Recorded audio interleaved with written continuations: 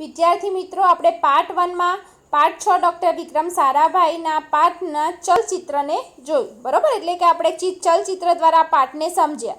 તમને પાઠ જોઈને ખબર પડી ગઈ હશે કે આ પાઠમાં હવે આપણે આગળ શું ભણવાનું છે કે ડૉક્ટર વિક્રમ સારાભાઈના જીવન પર, બરાબર, કે એમના જીવન વિશે જાણવાનું છે. સાથે સાથે એમને જે શિક્ષા, વાણિજ્ય, વ્યવસાય દરેક ક્ષેત્રમાં જે પ્રગતિ કરી છે એ પણ આપણને અહીં જણાવી છે. સાથે સાથે એમને જે વૈજ્ઞાનિક એમનો દૃષ્ટિકોણ છે એ પણ આપણને બતાવેલ છે કે કેવી રીતે વૈજ્ઞાનિક બન્યા અને એમને કઈ કઈ સિદ્ધિઓ પ્રાપ્ત કરી.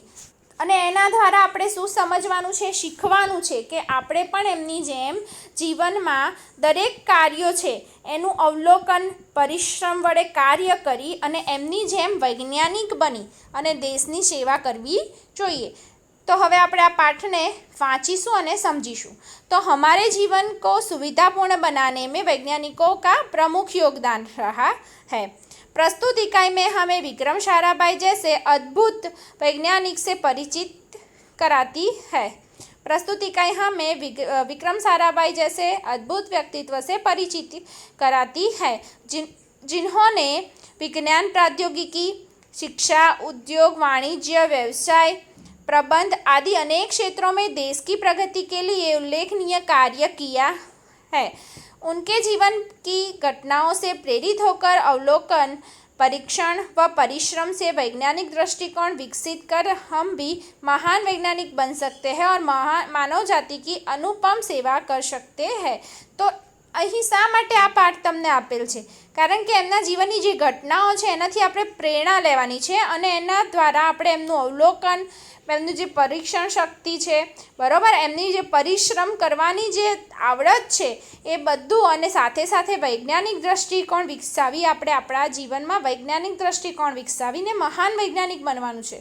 અને મહાન વૈજ્ઞાનિક શેના માટે બનવાનું છે? આ દેશમાં જે લોકો છે એની સેવા કરવા માટે, બરાબર, માનવ જાતિની સેવા કરવા માટે. તો એના માટે આ પાઠ આપણને તમને આ ધોરણમાં આપેલ છે. હવે આપણે પાઠને સમજીશું.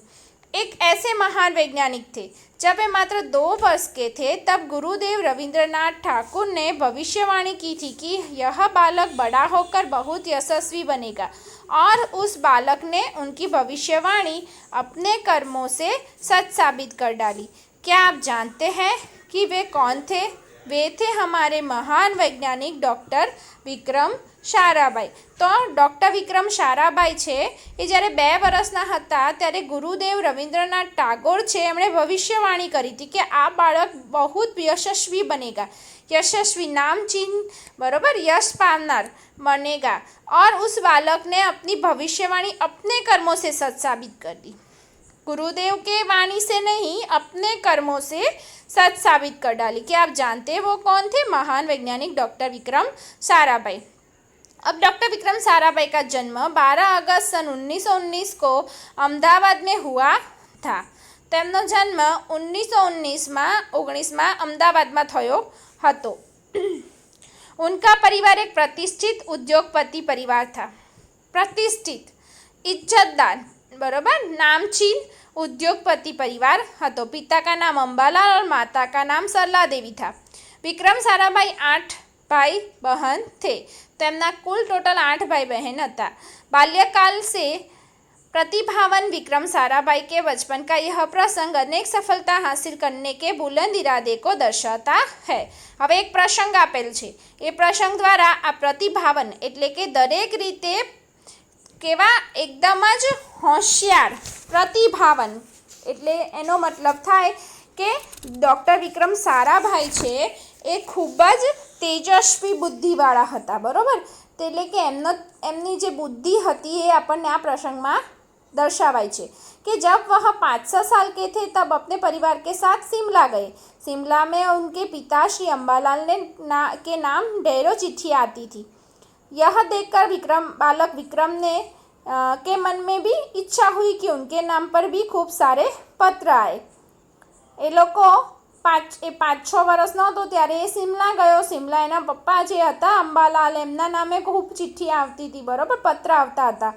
એ જોઈને એમને થયું કે મારા નામમાં પણ હવે પત્ર આવવા જોઈએ. હવે 5-6 વર્ષનો બાળક જો આટલું બધું વિચારતો હોય તો એમની વિચાર શક્તિ અને એમની કરવાની શક્તિ કેટલી પ્રબળ હશે, બરાબર. એમને જીવનમાં કેટલાય ઊંચા ધ્યેયો પ્રાપ્ત કરવાની નાનપણથી જ ઈચ્છાઓ હશે.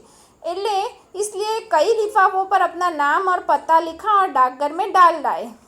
फिर क्या था, उनके नाम पर ढेरों चिट्ठियाँ आने लगी.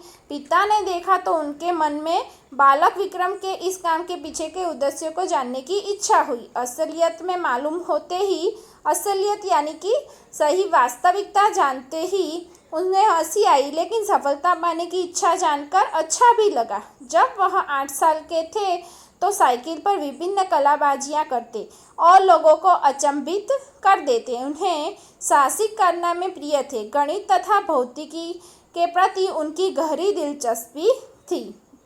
હવે એમણે શું કર્યું, પોતાના નામ પર પણ ચિઠ્ઠી આવી જોઈએ, પત્ર આવવા જોઈએ, તો એના માટે એમણે પોતાના નામવાળી જ અને એડ્રેસવાળી ચિઠ્ઠીઓ પોતે જ જઈને પોસ્ટ ઓફિસ ડાકઘરમાં જઈને નાખી આવ્યા.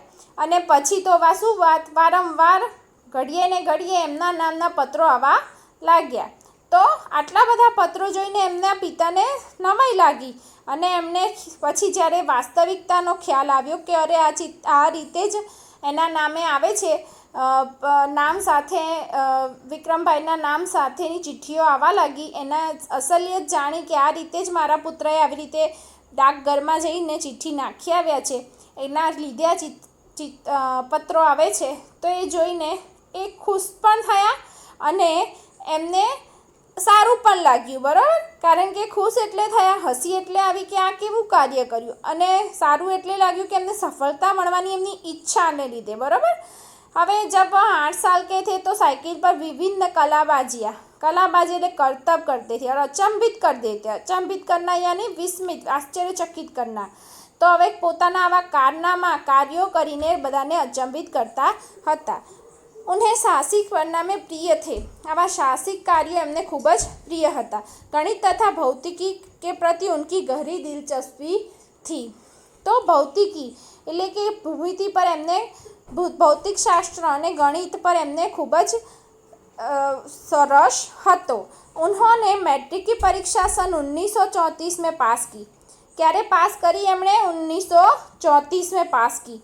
और फिर सन 1934 से 37 में गुजरात कॉलेज, આપણે અહીંયા અમદાવાદમાં આવેલી છે गुजरात कॉलेज अहमदाबाद में इंटर की परीक्षा पढ़ाई की. सन 1937 में इंग्लैंड चले गए. પછી कॉलेज वहीं भणी અને इंग्लैंड जता रहा. सन 1940 में कैम्ब्रिज से गणित व भौतिकी में BSc की परीक्षा में सफलता प्राप्त की. 1940 में कैम्ब्रिज की एग्जाम में वहाँ पे गणित और भौतिक में MBSc किया. और तत्पश्चात यानी कि द्वितीय विश्व युद्ध के शुरू होते ही विक्रम साराभाई भारत लौट आए. भारत में उन्हें सर CV रामन तथा डॉक्टर होमी भाभा का सानिध्य मिलना यानी उनसे निकट आए और वहाँ राष्ट्रीय स्वतंत्रता आंदोलन में बड़े प्रभावित हुए. तो वहाँ वो राष्ट्रीय स्वतंत्रता आंदोलन में थे, वहाँ वह बड़े प्रभावित हुए. तो यानी उन लोगों के इस काम में वो बहुत जुड़ गए, वह उन्हें भी यह काम करने की इच्छा हुई. तो सन 1942 में वह मृणालिनी स्वामीनाथन के साथ विवाह सूत्र में बंधे. 1942 में एमणे मृणालिनी स्वामीनाथन સાથે લગ્ન કર્યા.